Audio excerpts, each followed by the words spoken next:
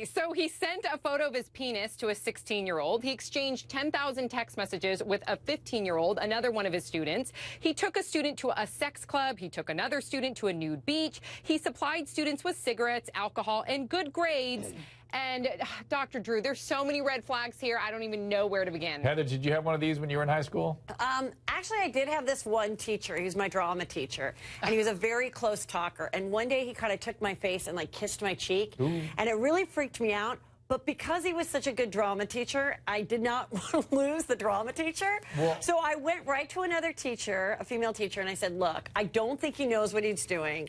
But by telling her, she talked to him, and then he, like, never got close to people anymore and really watched it. So he behaved himself. But Leah, maybe that's how this guy got away with this for so long. He was also a good teacher, and that allowed him to get away with this nonsense. I don't know how good a teacher he was, but, you know, he might have just been cool to some of the kids. But, Dr. Drew, let's face it, that principal should be put in jail with him, and the key should be thrown away because they're both responsible for this mess. And I don't know what it is about teachers today, but this is killing me. You know, this guy dressed inappropriately. Other teachers even acknowledge, yeah, we saw him walking outside of school with a hot young Russian student, but yeah, you know, nobody can be that stupid. Really? I mean, all of these signs were up there, red flags. This guy's dressing like a woman at school parties, and nobody says anything. All of a sudden, this girl gets this penis shot. Her dad turns him in. This girl is a hero for speaking up, because it seems like none of these other students were really worried about it. But this guy, you know, they were scared to speak up. Well, of course they were scared to speak up, but this guy needs to be locked up and the key thrown away, Dr. Drew. I don't know if they're always scared to speak up. I know there's been,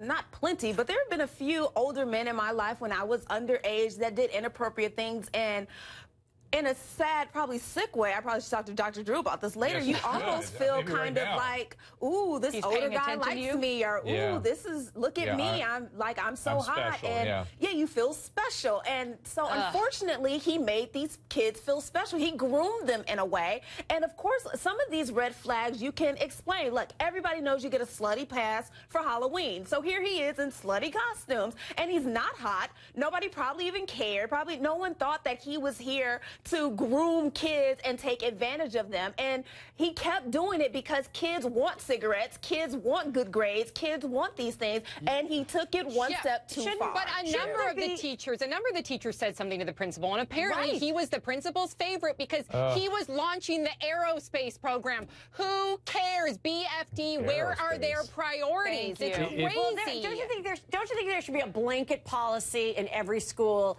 that teachers can never text the student? I don't know if that is. And I also don't think teachers should be texting parents either, because inappropriate things starts happening between the teachers and some of the parents.